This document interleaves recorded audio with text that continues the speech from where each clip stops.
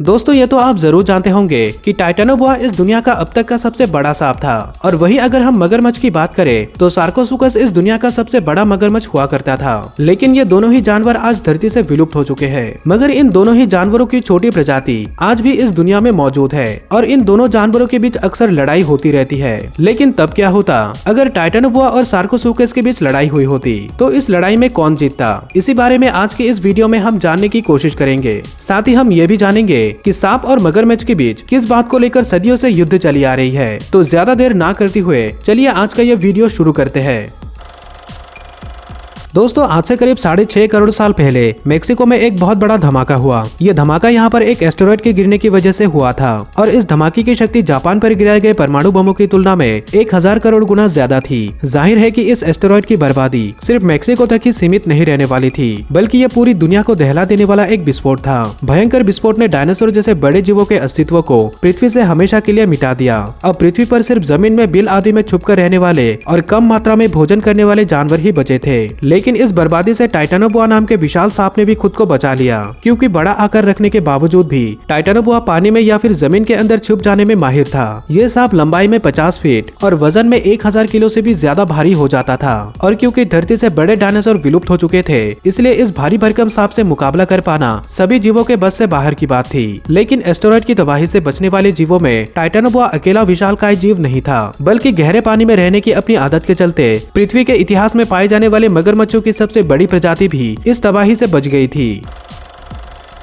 दोस्तों French पेलियोंटोलॉजिस्ट Albert Felix day लापारिन द्वारा साल 1946 से लेकर साल 1959 के बीच किए गए एक खोज के दौरान एक विशालकाय मगरमच्छ के जीवाश्म को ढूंढा गया। शुरुआत में इन जीवाश्मों को किसी नई प्रजाति का डायनासोर ही मान लिया गया था, लेकिन इन जीवाश्मों के ऊपर किए गए रिसर्च और स्टडी के बाद ये पता चला कि ये जीवाश्म असल में किसी डायनासोर से नहीं बल्कि मगरमच्छ से ज्यादा मिलते थे। बाद में पेलियोंटोलॉजिस्ट द्वारा लुप्त हो चुके इस मगरमच्छ को सार्कोसुकस नाम दिया गया। सार्कोसुकस वर्तमान समय में पाए जाने वाले मगरमच्छों के ही पूर्वज थे, जो कि वजन में 5 से 7000 किलो और लंबाई में 40 फीट तक लंबे हुआ करते थे। और ये मगरमच्छ 50 फीट के टाइटेनोबोआ के लिए एक बहुत बड़ी मुसीबत बने हुए थे।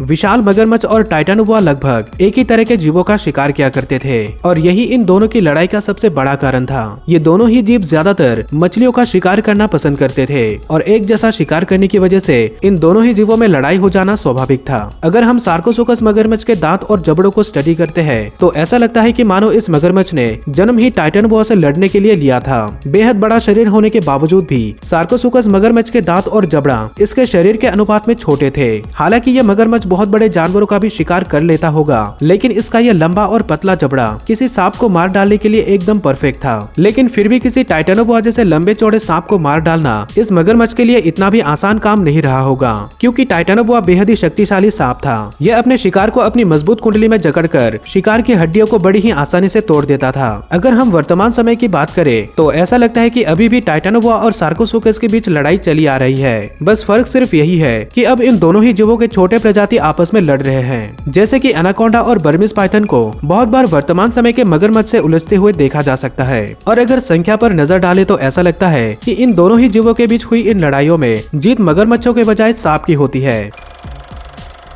विशालकाय एनाकोंडा या फिर पाइथन बड़ी ही आसानी से मगरमच्छ को अपनी कुंडली में लपेटकर पूरा का पूरा एक बार में ही निगल जाते हैं। हालांकि पाइथन, एनाकोंडा और टाइटेनोबोआ भी बिना जहर वाले सांपों की ही प्रजाति है। लेकिन शायद आपको ये जानकर हैरानी होगी कि बिना जहर वाले सांपों के शिकार करने का तरीका जहर वाले सांपों से भी ज्यादा भयानक होता है। इन सांपों की मांसपेशियों में असीम ताकत होती है और इन मांसपेशियों को ही ये सांप अपने शिकार के चारों तरफ लपेट लेते हैं। उसके बाद जैसे जैसे शिकार अपनी सांस बाहर छोड़ता है, वैसे वैसे ये सांप अपनी पकड़ को और भी ज्यादा मजबूत करते रहते हैं, जिस वजह से इन सांपों का शिकार सांस लेने के लिए फेफड़े नहीं फुला पाता और दम घुटने की वजह से शिकार की मौत हो जाती है। उसके बाद ये सांप बिना किसी चीर-फाड़ के अपने शिकार को पूरा ही निगल जाते हैं। सांपों का ऊपरी और निचला जबड़ा आपस में जुड़े हुए नहीं होते, इस वजह से ये सांप अपने जबड़ों को खुद के आकार से 4 गुना ज्यादा चौड़ाई तक खोल सकते हैं, यानी कि एक सांप बहुत बड़े जीवों को भी आसानी से निगल जाते हैं। वहीं दूसरी तरफ अगर मगरमच्छों की बात की जाए तो मगरमच्छ अपने शिकार की बुरी तरह चीर-फाड़ करने के लिए जाने जाते हैं। ये अपने जबड़ों की मजबूत पकड़ के दम पर शिकार को दबोच लेते हैं और तेजी से घूमते हुए कुछ ही पल में अपने शिकार के 2 टुकड़े कर देते हैं। मगरमच्छ के पास अपनी सुरक्षा के लिए कवच भी होता है। असल में इनकी ऊपरी स्किन बेहद ही मजबूत होती है।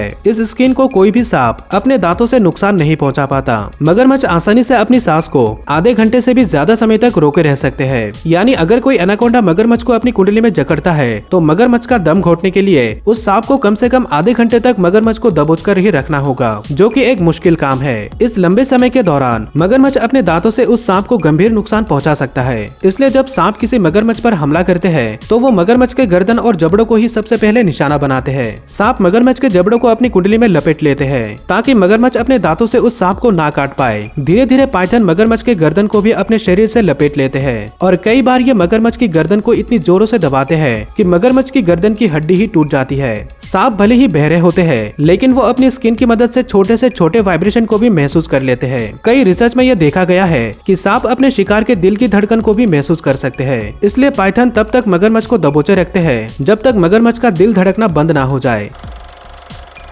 दोस्तों, इसमें कोई दो राय नहीं है कि पाइथन के लिए मगरमच्छ का शिकार करना एक मुश्किल काम है, लेकिन पाइथन इस काम में कई बार सफल होते दिख जाते हैं। आप इस वीडियो में देखिए। यहाँ फ्लोरिडा में 13 फुट के बर्मीज पाइथन ने 6 फीट के एलिगेटर का न सिर्फ शिकार किया बल्कि उसे आसानी से निगल भी गया। एलिगेटर भी मगरमच्छों की एक विशाल प्रजाति के तौर पर जाने जाते हैं। हालांकि ऐसा लगता है कि लंबे समय तक अपनी सांस को रोकने में माहिर एलिगेटर पाइथन के पेट में जाने के बाद भी मरा नहीं था। इसलिए एलिगेटर ने लगातार हलचल करते हुए पाइथन के पेट को ही फाड़ डाला। आप देख सकते हैं कि एलिगेटर की पूंछ सांप के पेट को फाड़कर बाहर निकली हुई है। वहीं कुछ वैज्ञानिकों के अनुसार बर्मीज पाइथन गर्म इलाकों में पाया जाने वाला सांप है, लेकिन फ्लोरिडा में काफी ठंड होती है, इसलिए इस पाइथन का शरीर तेजी से एलिगेटर को पचा नहीं पाया, जिस कारण से इस पाइथन के पेट में मौजूद एलिगेटर का मांस सड़ गया और सड़ते मांस में गैस बन गई। उसी गैस की वजह से ही बर्मीज पाइथन का पेट फट गया होगा। अगर यही शिकार इस पाइथन ने गर्म इलाकों में किया होता तो बर्मीज पाइथन आसानी से इतने बड़े एलिगेटर या फिर मगरमच्छ को पचा लेता। असल में बर्मीज पाइथन मूल रूप से फ्लोरिडा में नहीं पाए जाते, बल्कि पाइथन एशिया के जंगलों में पाए जाते हैं। लेकिन फ्लोरिडा के स्थानीय लोग इन खतरनाक पाइथन सांपों को अपने घरों में पालतू बनाकर रखते हैं। मगर जब ये पालतू पाइथन बहुत बड़े हो जाते हैं तो लोग इन्हें डर के मारे आसपास के जंगलों में छोड़ आते हैं। यही कारण है कि आज फ्लोरिडा के जंगलों में बर्मीज पाइथन की संख्या काफी तेजी से बढ़ती जा रही है। और फ्लोरिडा के फॉरेस्ट डिपार्टमेंट के अनुसार आज फ्लोरिडा के मूल निवासी यानी कि एलिगेटर लगातार बर्मीज पाइथन का शिकार बन रहे हैं और अपने अस्तित्व की जंग हार रहे हैं। अब सोचने वाली बात यह है कि जब सांपों के पूर्वज यानी कि टाइटानोबोआ मगरमच्छों के पूर्वज यानी कि सार्कोसुकस से जंग हारकर अपना अस्तित्व नहीं बचा पाए, तो वर्तमान में भला इन दोनों जीवों के बीच हुई इन लड़ाइयों में पाइथन की जीत क्यों हो रही है? दरअसल इसके पीछे एक बड़ा कारण है। सांपों में बदलाव करने की एक अनोखी काबिलियत होती है। वर्तमान समय में कुछ ठंडी जगहों को छोड़कर सांप पूरी दुनिया में पाए जाते हैं, जबकि मगरमच्छ सिर्फ कुछ ही चुनिंदा इलाकों में ही देखने को मिलते हैं। सांप जमीन के साथ साथ पानी में, रेगिस्तानों में, पेड़ों पर और यहाँ तक कि हवा में भी उड़ना सीख चुके हैं। दूसरी तरफ मगरमच्छ अभी भी पानी में पड़े पड़े इस इंतजार में रहते हैं कि कब कोई जानवर पानी पीने आए और उस पानी पीते जानवर का आसान शिकार बनाया जाए। दोस्तों, लाखों सालों से मगरमच्छ और सांपों के बीच युद्ध जारी है। ये दोनों ही जीव बीते समय में भी एक दूसरे को मार सकते थे और आज भी मार सकते हैं। हालांकि धरती पर इंसानों का राज शुरू होने के बाद इन दोनों जीवों के युद्ध में काफी गिरावट आई है। किसी समय सार्कोसुकस ने टाइटानोबोआ को हरा दिया था और आज बर्मीज पाइथन एलिगेटर को हरा रहे हैं।